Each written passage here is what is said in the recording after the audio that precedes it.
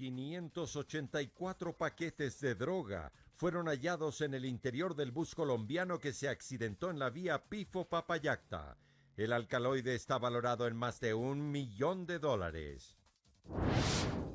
Organizadora del fatal viaje a Ecuador rechaza su responsabilidad en el siniestro y asegura que la persona que la contrató falleció en el accidente. Nuevo siniestro de tránsito en la provincia de Los Ríos dejó 4 personas fallecidas y 8 heridas. Un automóvil quedó aplastado entre un bus y un tráiler. Perú exigirá pasaporte a los ciudadanos venezolanos desde el 25 de agosto por la creciente ola de migración. Jueces de la Corte Constitucional presentan pruebas de descargo en el proceso de evaluación del Consejo de Participación Ciudadana Transitorio. En lo internacional, asciende a 324 los fallecidos por las inundaciones en la India. Además, la ONU respaldó la inscripción de Lula da Silva para las próximas elecciones en Brasil. Viernes 17 de agosto del 2018, amigos, finalizando una semana laboral. Es un gusto estar nuevamente con ustedes aquí en la emisión estelar del Comercio TV con lo más destacado en esta jornada. Aquí iniciamos.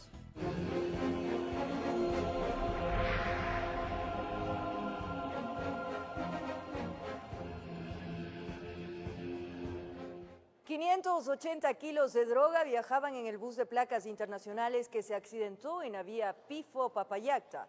Los bloques fueron encaletados en el doble fondo construido en el piso del ómnibus.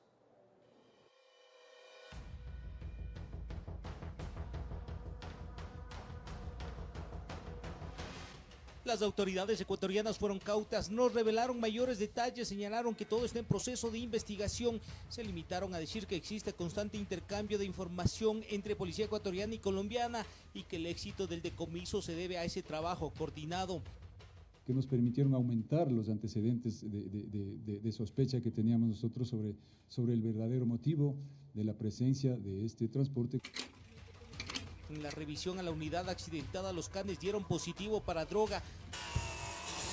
Ahí empezó el trabajo de los agentes antinarcóticos. Los uniformados encontraron en el narcobús 4 caletas, 2 acondicionadas en la parte delantera y 2 en la posterior.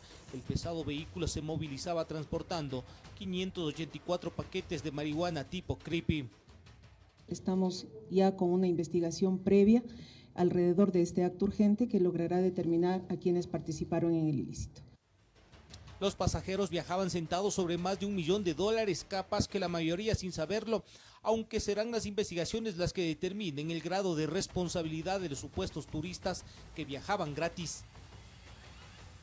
La marihuana tipo creepy está valorada en más de $1.700.000, todo apunta que era para consumo nacional. Y eso lo podemos determinar justamente en el proceso. Por ahora, el único detenido quien tiene prisión preventiva por 30 días es el supuesto conductor, quien es investigado por homicidio culposo por la muerte de 23 personas. Está en una casa de salud, con custodia policial. La suerte de los heridos extranjeros, tanto colombianos como venezolanos, aún no está decidida en el campo judicial, que en las próximas horas analizarán si es necesario que permanezcan en el país para que rindan sus versiones y saber cómo les engancharon para ser parte del narcoturismo. Tenemos que practicar las diligencias necesarias a fin de determinar quién puede salir y quién no.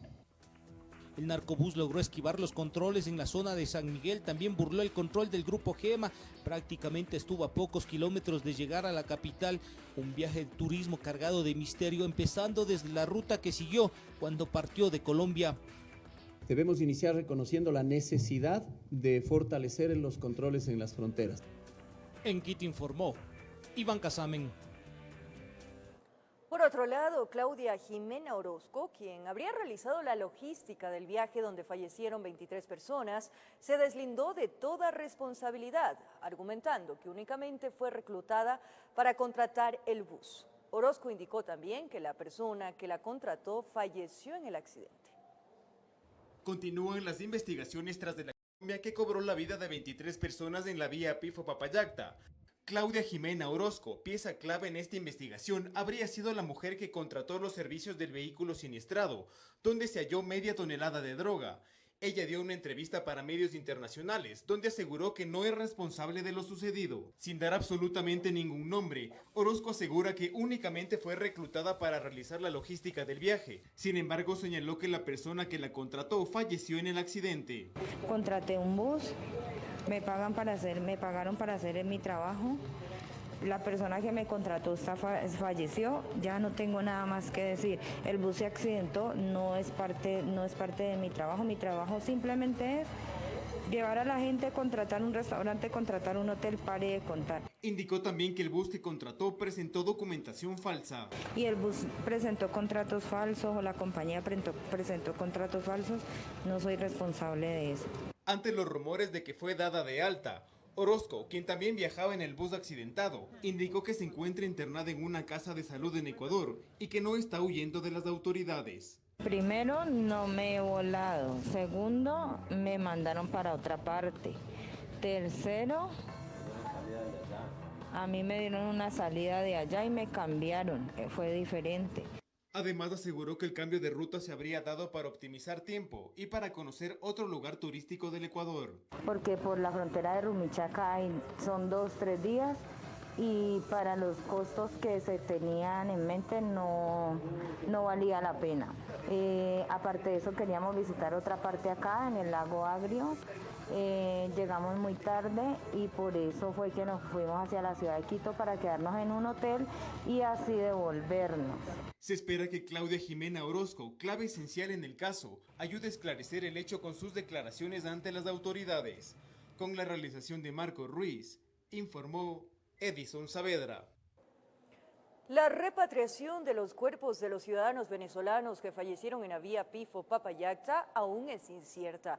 Fundaciones a favor de migrantes solicitan al gobierno de Nicolás Maduro activar los protocolos que permitan la entrega de los cadáveres a sus familiares. Eran 8 los ciudadanos venezolanos que viajaban en el autobús que se accidentó en la vía Pifo-Papayacta el pasado martes. De ellos, 6 fallecieron, 4 hombres y 2 mujeres.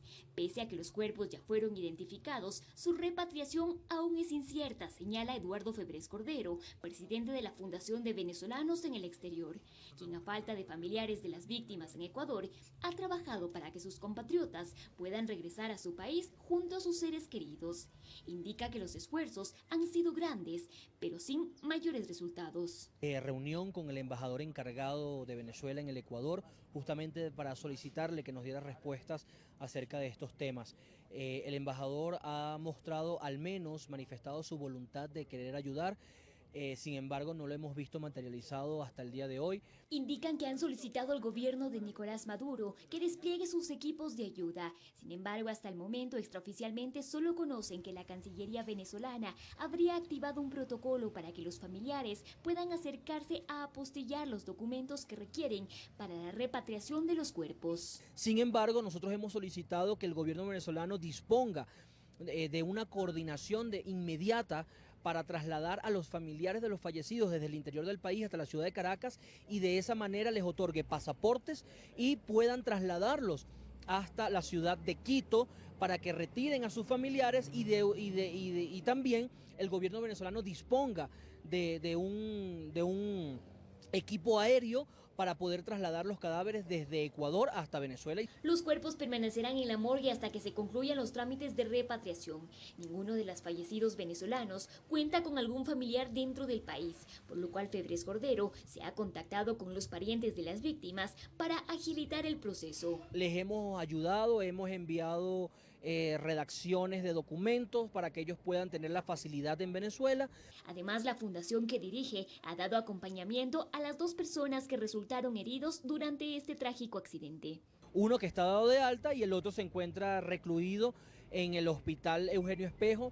Fue operado de emergencia de tibia y peroné y actualmente, no tiene acceso ni comunicación a la prensa, ni a las instituciones, ni a las fundaciones. Extraoficialmente se conoce que este grupo de venezolanos habría tomado el bus en Lago Agrio, provincia de Sucumbíos. En Quito informó Adriana Rojas. 3 viviendas resultaron afectadas en el fatal accidente en la vía Pifo-Papayacta. Los propietarios señalan que hasta el momento nadie se ha hecho responsable por los daños. Las viviendas funcionaban como pequeños negocios que eran el sustento de 3 familias. Aquí solo quedó el vestigio de una madrugada de horror que cobró la vida de 24 personas y dejó otras 22 heridas.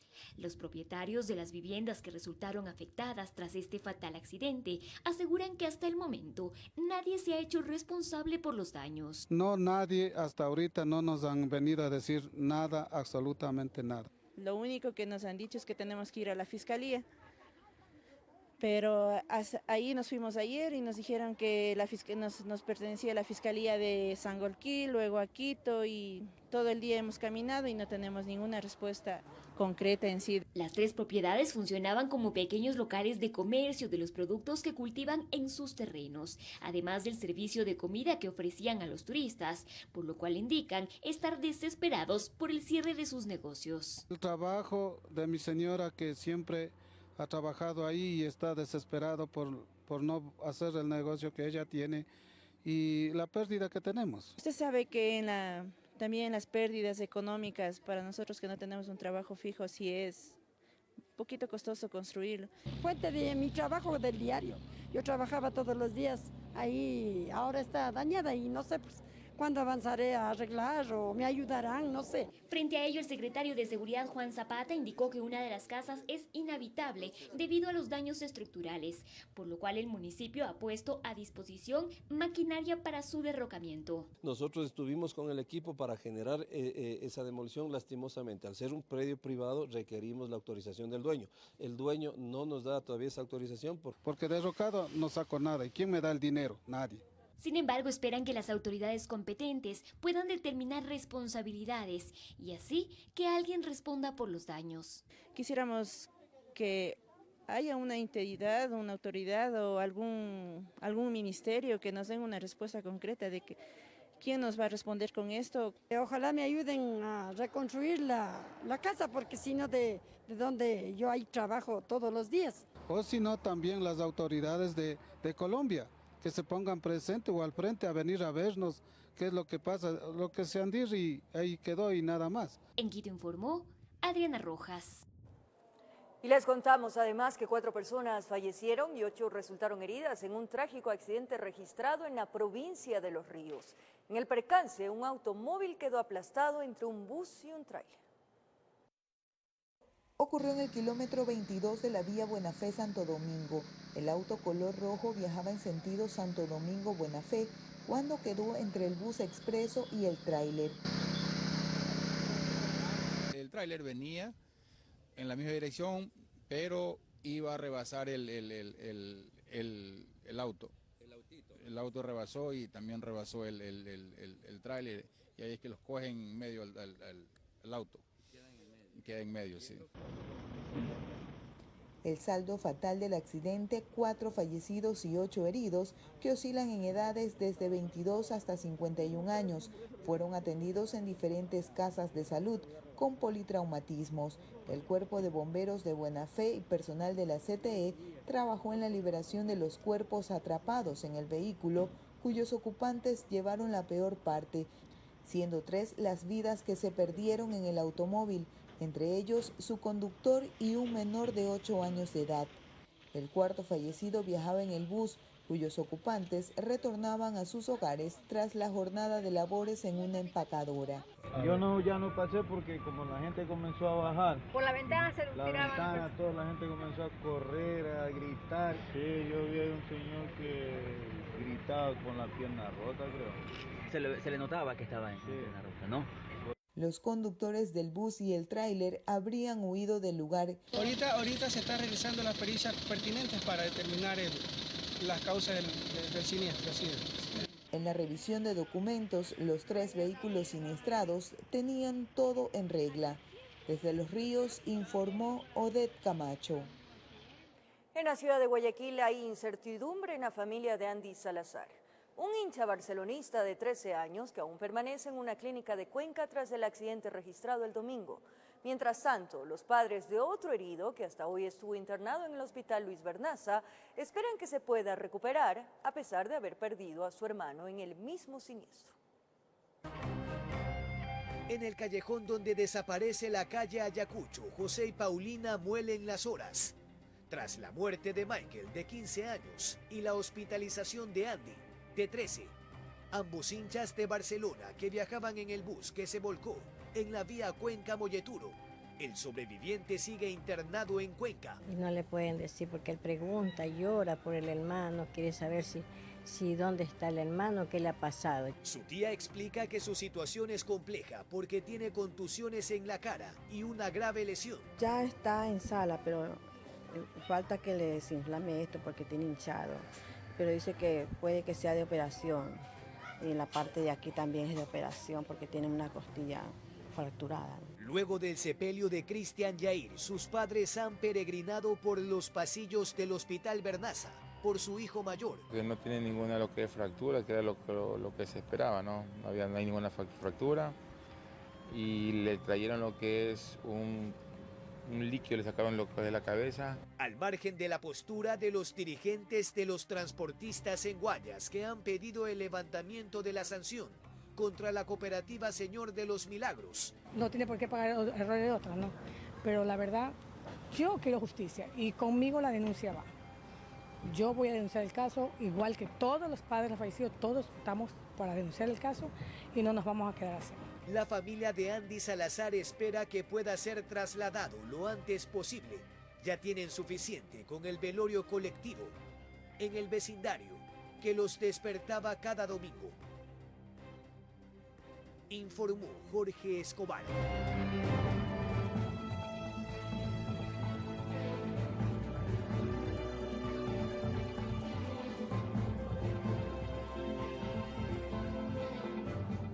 Así es, la Defensoría del Pueblo junto a otros organismos humanitarios presentaron una medida cautelar para evitar que se aplique la exigencia del pasaporte a los ciudadanos venezolanos que quieran ingresar al país.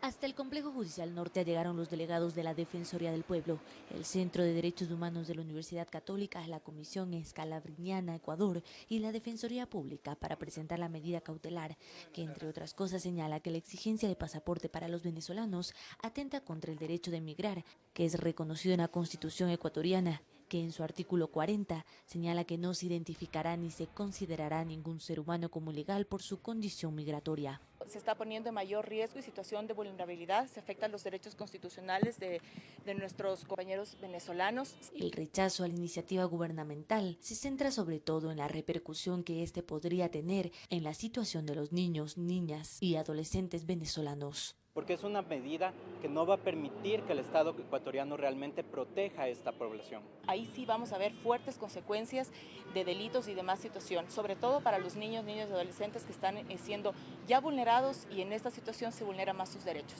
Dicen que no se ha tomado en cuenta las dificultades para acceder a la documentación que hay en Venezuela, en donde existe una severa falta de material frente a la demanda que se registra. Esta decisión que implica una regresión en los derechos de las personas, especialmente para ejercer la movilidad humana, considerando que no todos tienen la posibilidad de tener un pasaporte. La Unidad Judicial de la Familia, Mujer, Niñez y Adolescencia será la encargada de tramitar la causa, que esperan sea procesada lo antes posible, pues la exigencia de pasaporte a los venezolanos entrará en vigencia desde este sábado, informó Carolina Basante. De acuerdo a cómo van llegando hasta el puente de Rumichaca, los ciudadanos venezolanos hacen fila para sellar el documento de ingreso. Un nuevo obstáculo se presenta para ellos por la normativa que rige desde este sábado de presentar el pasaporte. El flujo de ciudadanos venezolanos que buscan cruzar la frontera no ha variado en estas últimas horas. La atención en Migración Ecuador permanece igual, atendiendo a cerca de 3.000 extranjeros diariamente, quienes conocieron de la resolución adoptada por el Estado ecuatoriano sobre la solicitud del pasaporte como requisito para entrar al país. Manifiestan que es una nueva traba para ellos, sin embargo, acatarán la normativa. Cada país tendrá su motivo y su regla. No, la verdad que desconozco eso, no sé. Me enteré hace como 10 horas, menos de 10 horas, algo así. Yo entiendo las medidas del gobierno de Ecuador. Tienen que tener un control y tienen que ser eficientes. Pero, o sea, respecto a eso, yo no puedo hacer más nada. Me parece, por una parte, agilizan más la entrada o salida de los venezolanos, pero es una parte de cerrar las puertas, ya que para sacar pasaporte aquí allá en Venezuela está muy difícil ahora. El consulado de Ecuador en Nariño fue partícipe de un análisis que se efectuó en frontera sobre los delitos que se encierran en torno a la migración de ciudadanos venezolanos. Lo que haría la medida es brindar seguridad al momento de que ellos ingresen al país, desarticulando así bandas delictivas que, aprovechándose de la afluencia, operan en esta zona. Anteriormente se hizo un estudio técnico en el que se reportó por la Subsecretaría de Asuntos Migratorios, en el que se estaba ya dando una temática de trata de personas y tráfico de migrantes. Este fin exclusivo es para evitar estos actos ilícitos. Ante los miles de ciudadanos que no logran cruzar la frontera y tendrán que quedarse en Colombia porque no cuentan con el pasaporte, la autoridad consular dio a conocer que se aperturarían los trámites para que los extranjeros puedan obtener legalmente este documento. Pues la tramitología la tendrían que hacer en cualquier consulado y con los requisitos previos a los que se necesita, que son entre ellos certificado de antecedentes penales, copias de cédulas y demás requisitos que en cualquier oficina consular ellos pueden ser asistidos. Mientras las autoridades migratorias de Colombia son conscientes de la crisis que tendrán que enfrentar y se ha puesto como prioridad mejorar la atención en este puesto de frontera. Tenemos un problema de una magnitud que está sobrepasando las capacidades logísticas y de estructura que tiene este paso fronterizo. El gobierno colombiano tiene la frontera dentro de sus prioridades y el tema migratorio se suma a esta falta de capacidad de la infraestructura. Desde la frontera colombo-ecuatoriana informa Miriam Enríquez. En el análisis sobre este tema, juristas aseguran que solicitar el pasaporte para la entrada de migrantes venezolanos al Ecuador no impedirá ni disminuirá su ingreso. Lo que hará, dicen, es que se aumente la ilegalidad.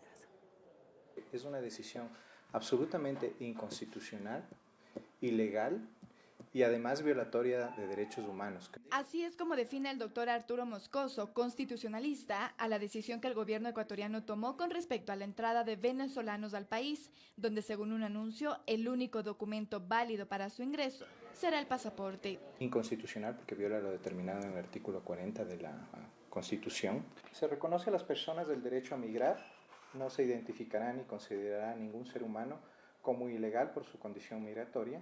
Pero también enuncia el artículo 84 de la Ley de Movilidad Humana, donde se señala que los ciudadanos suramericanos pueden ingresar, circular y salir del territorio ecuatoriano presentando solamente su documento de identificación nacional por puntos de control migratorio oficiales. Los documentos de identificación emitidos por sus respectivos países constituyen documentos de viaje. Un decreto no puede violar lo que dice la ley. Carlos Dalomoto, abogado experto en el tema, también concuerda con este criterio y añade que el gobierno no tiene defensa para su decisión. La ley es clara, lo que aquí cabe es que el gobierno quiere tomar esa política, a mi juicio, regresiva de derechos, es hacer una reforma de la Ley Orgánica de Movilidad para que dé la flexibilidad de que se pueda pedir el pasaporte en ciertos casos. En el comunicado emitido por la Secretaría de Comunicación, se asegura que la medida corresponde a lo dispuesto en el artículo 123.1 de la Ley Orgánica de Movilidad Humana, pero Dalomoto refuta esta justificación. Esos artículos de la ley claramente señalan que una persona puede ingresar al territorio ecuatoriano con su documento de viaje, entiéndase con su pasaporte, o, dice el artículo claramente, o con su documento de identidad nacional, es decir, se refiere a la cédula para los ciudadanos de Sudamérica. Los dos juristas dicen que la medida, al contrario de lo que se pretende, podría hacer que la ilegalidad de ingreso aumente. Lo que va a generar es que esta inmigración sea ilegal, que en lugar de entrar por las fronteras, entren por pasos ilegales al país. Y ahí sí con ello fortalecer lo que ellos dicen que quieren contrarrestar, que es las posibles redes de trata y tráfico de personas. En Quito informó Andrea Orbe. El ministro de Trabajo Raúl Ledesma manifestó que la exigencia de pasaporte a los venezolanos es parte de un plan de ordenamiento ante la ola migratoria, que no se trata de impedir ingresos, sino de regularizarlo. El ministro de Trabajo aclaró que el anuncio del gobierno de pedir pasaportes no atenta contra la libre movilidad humana, que la medida se la adoptó para que exista un mejor control de la cantidad de migrantes que ingresan a nuestro país. Más que complicar, yo creo que es regularizar y ordenar. Lo que sí no podemos dejar, digamos, en general, los ecuatorianos, las autoridades responsables, el presidente Lenín Moreno, dejar que esto siga sin ningún tipo de orden, sin ningún tipo de programación. Nosotros tenemos que saber cuántas personas entran, dónde están, cuántas se quedan, para poder atender, para poder ayudar en lo que haya que ayudar. El ministro del Interior ha sido enfático en esto, no se trata de impedir ingresos, se trata de regularizar. El coordinador zonal del Ministerio de Relaciones Exteriores indicó que en 5 provincias del país, incluyendo Guayas, hay 6.500 venezolanos regularizados y que hay otros que aún están en proceso. Hay muchas solicitudes todavía. Bueno, tenemos unas 5.000 solicitudes más también. Para trabajar necesitan estar legalmente. Pueden acceder a una visa temporal o una visa permanente. En un taller con la Organización Internacional para la Migración, se habló también de los derechos laborales para los migrantes. Que estamos también viendo con los gobiernos, con el Ministerio de Trabajo concretamente, y es buscar opciones para que estas personas se puedan integrar al mercado de trabajo ecuatoriano y de los países receptores, sin que haya desplazamiento de la mano de obra local. Pero más allá de que ocupen plazas laborales, que ocupen en igualdad de condiciones que los nacionales, porque no puede ser que les paguen menos, eso genera 2 problemas. 1, la explotación laboral, y 2, el desplazamiento de plazas nacionales, porque claro, si me toca pagar la mitad o la cuarta parte, ahí está la zapada. No vamos a permitir esa zapada que afecte ni a los venezolanos o a cualquier migrante, pero tampoco, peor aún, a los ecuatorianos. Informó Roselena Vasconés. Y en los próximos días se llevará a cabo un operativo para trasladar a los ciudadanos venezolanos que pernoctan en las cercanías de las terminales terrestres de Quito hacia los centros temporales de tránsito. La actividad contará con el apoyo de las Naciones Unidas y varios entes gubernamentales.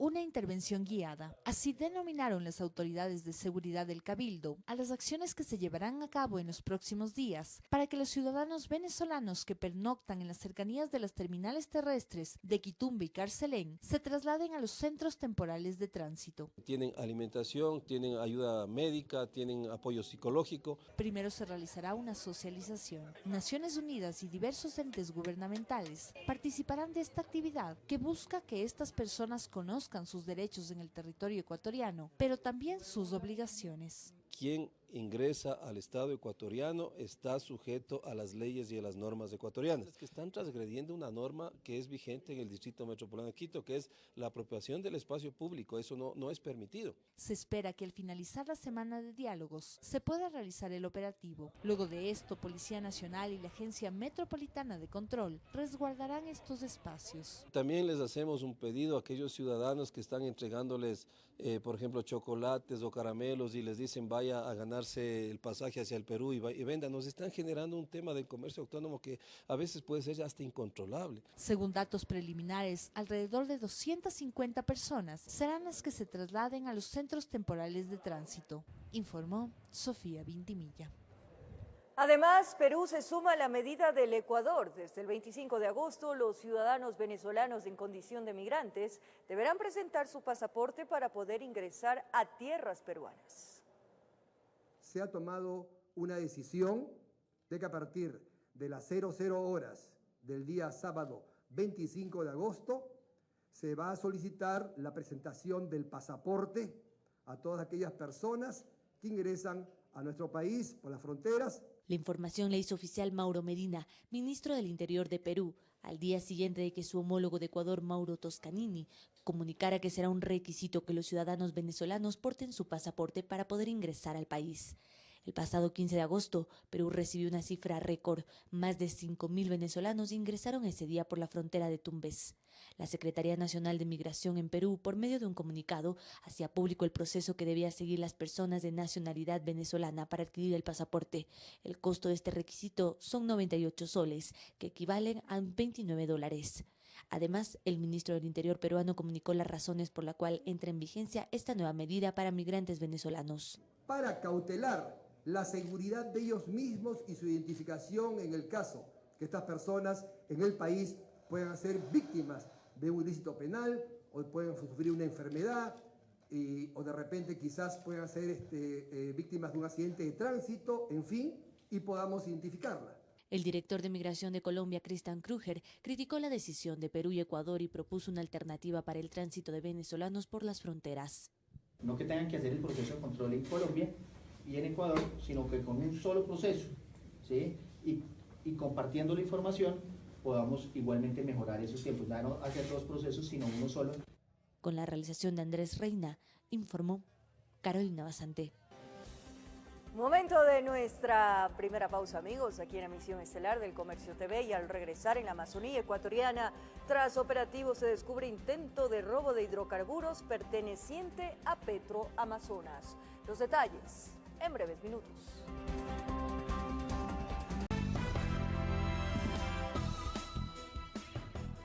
Gracias por seguir en nuestra sintonía en el Comercio TV. La Unidad de Investigación de Delitos Energéticos e Hidrocarburíferos descubrió un pinchazo a una tubería perteneciente a Petroamazonas. Un tanquero cargado con 10.000 galones de crudo puso en alerta a los agentes de la policía. A este enorme tanquero, agentes de la UIDH se le atravesaron en el camino. Información reservada advertía que transitaba esquivando los controles y que minutos antes habría cargado de forma clandestina miles de galones de crudo. El crudo solo puede ser transportado, no tiene permiso de transportación, eso solo lo utilizan directamente el Estado para su consumo. El chofer y acompañante fueron detenidos, no tenían la guía de remisión. Al verse descubiertos en el ilícito, entregaron información del lugar donde cargaron el hidrocarburo. Inmediatamente los uniformados organizaron un operativo. Llegaron hasta el sector de San Pedro, en Joya de los Hachas, y encontraron el caliche. Esto es prácticamente artesanal, lo realizan con los acoples directamente al oleoducto. No existía una piscina, sino que directamente mediante otro acople, otra manguera, dirigían directamente al tanquero. Una de las tuberías de Petroamazonas fue perforada de forma artesanal, adecuaron acoples y con una manguera de alta presión quedó listo el pinchazo que era utilizado para robar crudo. Estiman que los traficantes de hidrocarburos venían operando en el sector por algún tiempo. Y legalmente este crudo puede ser refinado en unas refinerías, digamos, artesanales, las cuales mediante su composición puede ser separado a la gasolina blanca y del crudo en sí. Esta gasolina blanca efectivamente es transportada hasta el vecino país de Colombia, en donde es para un precursor químico para las sustancias estupefacientes. El lucrativo negocio no prosperó, un pinchazo menos en el oleoducto de Petroamazonas, informó Iván Casamen. 677 dosis de cocaína fueron decomisadas en el operativo Centinela realizado en la ciudad de Cuenca. Una casa fue allanada y una persona detenida. Un joven de 22 años de edad fue capturado infragante por la policía cuando salía de su domicilio con sustancias catalogadas como sujetas a fiscalización. Procede a la aprehensión en delito flagrante de un ciudadano de nacionalidad ecuatoriana, mismo que se estaba dedicando a la tarea de la distribución de estupefacientes. Al revisar al hombre, se encontró en los bolsillos de su pantalón pequeños paquetes de droga. El muchacho se lo detuvo al momento que estaba saliendo en su motocicleta ya a distribuir este alcaloide en la ciudad.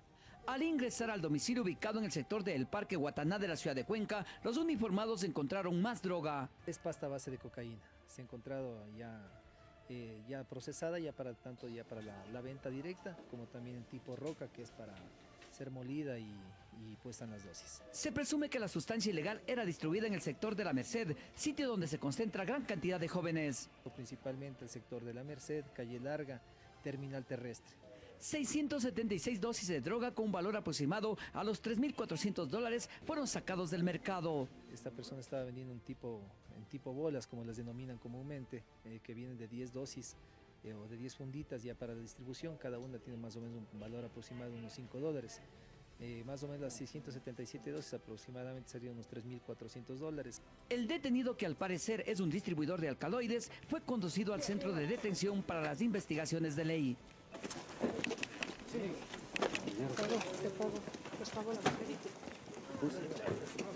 Según la policía, la droga era traída desde la ciudad de Guayaquil, informó desde la ciudad de Cuenca Francisco Ramírez.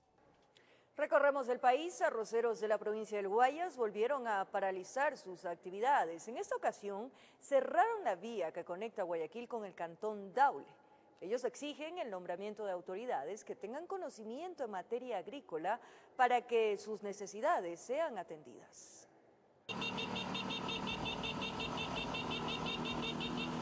A bordo de una tricimoto fue la única alternativa posible para poder llegar hasta el sitio donde se concentraba la paralización. Algunos buses, los que venían en el sentido Guayaquil-Daule, esos buses se regresaron, y los que venían en el sentido de Daule-Guayaquil se regresaron también, y ellos son los que hacían transbordo, la gente que se quedaba por el camino. Una vez en el lugar, fue posible conocer de cerca la situación.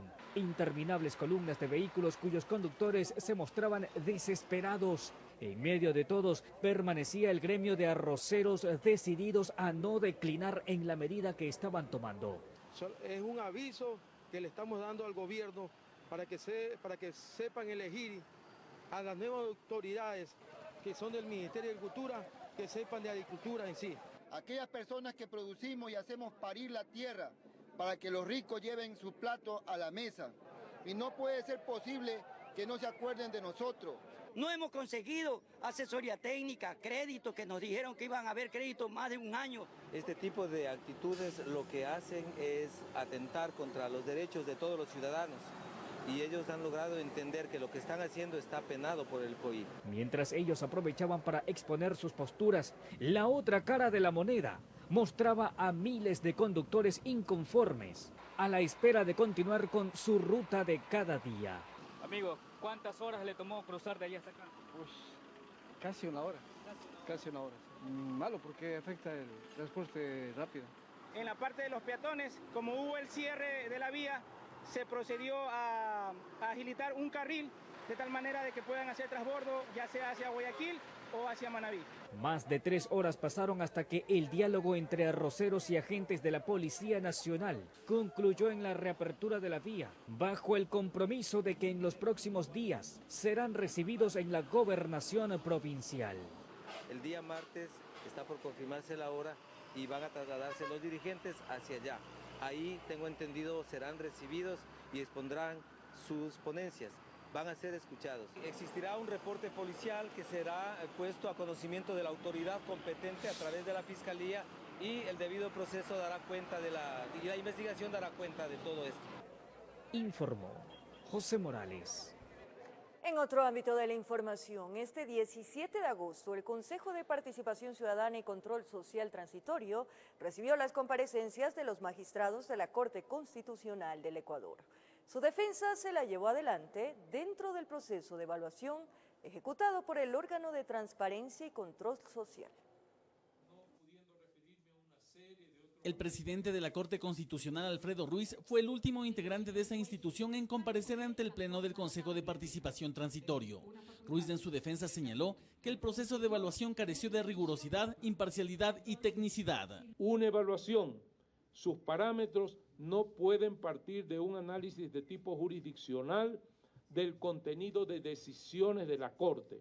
Esto pone en riesgo a la seguridad jurídica del país y expone al propio Estado a responsabilidad internacional. Dentro de estas comparecencias, 2 juezas de la Corte Constitucional excusaron su inasistencia. Ellas fueron Ruth Seni y la vicepresidenta Pamela Martínez. Esta última presentó una carta en la que afirmaba que no se prestará al juego político que sugiere el proceder de evaluar jueces constitucionales y luego la designación directa y sin concurso previo de nuevos jueces. Este es un acto de evaluación, no es que estamos juzgando a los jueces. Y los evaluamos porque esa fue la decisión del pueblo ecuatoriano.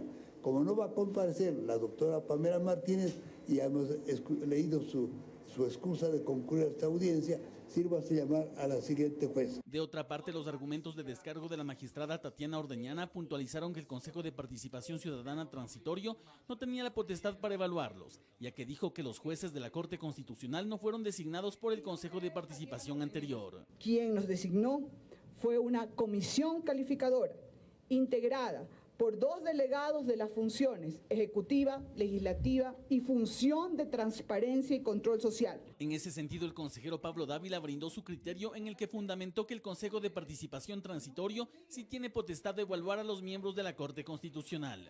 El 4 de febrero, 6 millones de ecuatorianos se pronunciaron en favor de una evaluación general de todas las autoridades designadas por el Consejo. Si alguien tuviera una duda sobre quiénes entran en esa evaluación, porque es designado directa o indirectamente, Hay que darle paso a la interpretación que permita realmente evaluar, que es precisamente lo que buscaba el pueblo ecuatoriano. En sus alegatos de descargo, Manuel Viteri se refirió a casos emblemáticos tratados por la Corte Constitucional, en donde dijo que plazos y tiempos estaban en manos del presidente de la institución y que no era de su competencia. Y que el Pleno de la Corte Constitucional, mediante sus sentencias, ha generado jurisprudencia y que aún no ha conseguido el objetivo de normarla desde esta vía. Por su lado, Wendy Molina manifestó, entre otros puntos, que no ha existido en ningún momento la negativa a rendir cuentas y que para ella no es un argumento válido de la evaluación el que se diga que no ha tenido la experiencia necesaria, además de una presunta denuncia por lavado de activos que señaló sería falsa. En donde ustedes, señores consejeros, podrán constatar que no consta, no registra mi nombre ninguna indagación abierta por este delito económico, por el delito de lavado de activos, no existe, no la tengo. Vale la pena aclarar, dado que probablemente... El Pleno del Consejo de Participación Ciudadana y Control Social Transitorio tiene un plazo máximo de 5 días para emitir su informe en donde resuelva sobre la continuidad o cese de los jueces de la Corte Constitucional. Informó Javier Rosero. Una nueva pausa, amigos televidentes. De regreso, amigos, en Guayaquil el presidente Moreno inauguró una nueva fase del Parque Samanes que cuenta con canchas de fútbol, básquet, vóley, tenis y una ciclovía. El presidente saluda.